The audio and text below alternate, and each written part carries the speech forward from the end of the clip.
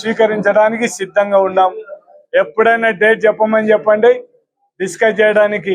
ఎవరి హయాంలో ఎవరి వల్ల ఈ రాయలసీమలో ప్రాజెక్టులు వచ్చినాయి, ఎవరి వల్ల ఈ రాయలసీమ సస్యశ్యామలంగా ఉందని మాట్లాడడానికి మాకు అభ్యంతరం లేదు. బుడ్డా రాజశేఖర రెడ్డి గారే డేటు ఒక 2-3 డేట్లు చెప్పమని చెప్పండి. ఆ డేట్లలో ఎక్కడైనా వచ్చి డిస్కస్ చేయడానికి మేము సిద్ధంగా ఉన్నాం. దానికి ఎటువంటి పరిస్థితులు ఎన్నికపోయే ప్రసక్తి లేదు. మొత్తం వెలుగోట రిజర్వాయర్లు ఎవరి వల్ల అయింది అది ఒకసారి చూడమని చెప్పండి. పోతిరెడ్డిపాడు దగ్గర కెపాసిటీ పెంచింది ఎవరు? అదేవిధంగా బనకచెల్ల దగ్గర 3 వెంట్స్ పెట్టి అవన్నీ కూడా చేసింది ఎవరో? ముందు చెప్పమని చెప్పండి. దాని గురించి మాట్లాడడానికి ఏం అభ్యంతరం లేదు. వాళ్ళు అట్లా ఒక ఆయన ఎమ్గనూరు ఎమ్మెల్యే గారు కూడా మాట్లాడారు. దానికి కూడా మాట్లాడడానికి మాకేం అభ్యంతరం కూడా లేదు. ఖచ్చితంగా మాట్లాడుతున్నాం.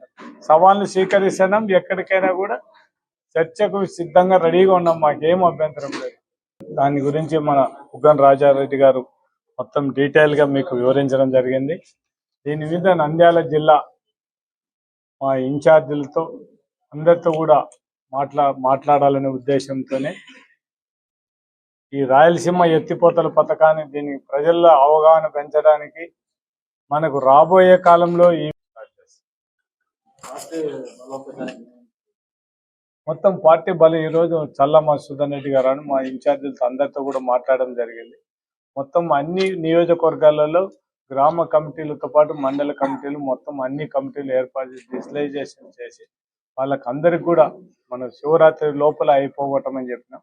తర్వాత ఉగాది లోపల అందరికి కూడా ఐడి కార్డులు, అంటే ఎవరెవరైతే వాళ్ళ స్థాయిని బట్టి వాళ్ళకు పదవులు ఇన్ఛార్జీలు వాళ్ళు ఎవరి పేర్లు రికమెండ్ చేస్తారో వాళ్ళకి అందరికి కూడా మేము ఐడెంటిటీ కార్డ్స్ కూడా ఇచ్చే పరిస్థితి వాళ్ళు మా పార్టీ కార్యకర్తలుగా గుర్తింపు ఉండే విధంగా మేము ఇవ్వడం జరుగుతుంది. దాంతో డైరెక్ట్ గా మాకు సపోర్ట్ చేసి ఈ మేము ఏదైతే స్టార్ట్ చేస్తామో దాంట్లో మీరు మాకు కూడా సపోర్ట్ చేయండి. లేదు సపోర్ట్ చేయడానికి కూడా ఇష్టం లేకపోతే మాట్లాడకుండా ఊరుకోండి. కానీ మీరు మాట్లాడే అనవసరంగా ఎందుకు ద్రోవులుగా నిలబడిపోతారు? ఈ ప్రాంతానికి అన్యాయం జరగకుండా చూడాల్సిన బాధ్యత మన అందరి మీద ఉంది ఈ రాయలసీమ వాసులుగా.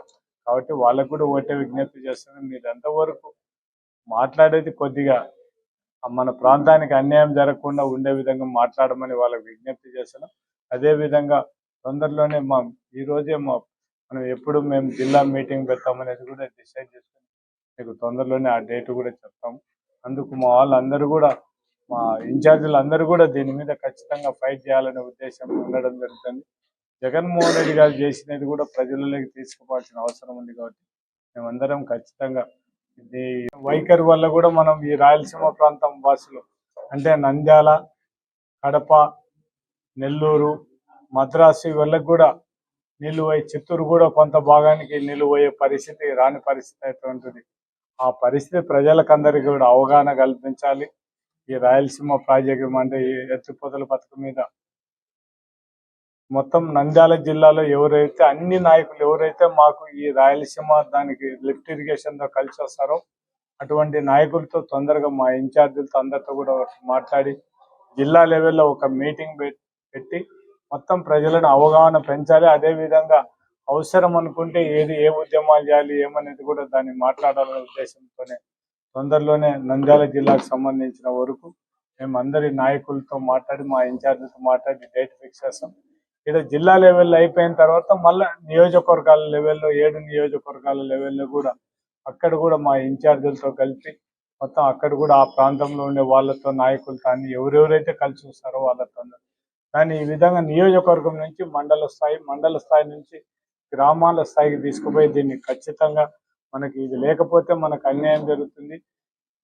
తెలుగుదేశం ప్రభుత్వం మీద చంద్రబాబు నాయుడు ఒత్తిడిని తీసుకొని వచ్చి జగన్మోహన్ రెడ్డి పూర్తి చేసినది మిగిలిపోయినది కూడా కేవలం పంపులు పెట్టాలి. ఒక రోడ్డు ఒకటి ఉంది, అదొకటి తీసేస్తే మొత్తం శ్రీశైలం రిజర్వాయర్ డైరెక్ట్ గా పోతిరెడ్డిపాడు దగ్గరికి మనం అంటే దగ్గర 800 లోపల నుంచి కూడా మనం లిఫ్ట్ ద్వారా మనం నీళ్లు తీసుకోవడానికి అవకాశం. ఇవన్నీ కూడా తాజాగా మాట్లాడినట్టు మొత్తం మనం అందరం కూడా అన్నిటికంటే ముఖ్యంగా దివంగత నేత రాజశేఖర రెడ్డి గారికి మనం అందరం కూడా కృతజ్ఞత చెప్పాలి. ఈ రోజు ఎస్ఆర్బిసికి నీళ్ళు ఇచ్చిన ఘనత మనకు భారతదేశానికి స్వాతంత్రం ఆగస్టు 15 వస్తే ఎస్ఆర్బిసికి మాత్రం 2004లో నీళ్ళు ఇచ్చిన ఘనత దివంగత నేత రాజశేఖర రెడ్డి గారు. దాంతోపాటు గోర్కల్ రిజర్వాయర్ కూడా అంతకు ముందు తెలుగుదేశం గవర్నమెంట్లో చంద్రబాబు నాయుడు 95 నుంచి 2004 వరకు ముఖ్యమంత్రి కనీసం దాని గురించి మాట్లాడిన పాపాన కూడా పోలేదు. రాజశేఖర రెడ్డి గారు వచ్చిన తర్వాతనే గోర్కల్ రిజర్వాయర్ మొత్తం ఆ డబ్బులు కేటాయించి టెండర్లు పిలిపించి పూర్తి చేయడం జరిగింది. అంటే ఎవరు రాయలసీమకు మంచి చేసిన చంద్రబాబు నాయుడు పొరపాటున కూడా రాయలసీమకు మంచి చేయాలనే ఉద్దేశం లేదు. మనం 9 సంవత్సరాలు ముఖ్యమంత్రిగా చూసినాం.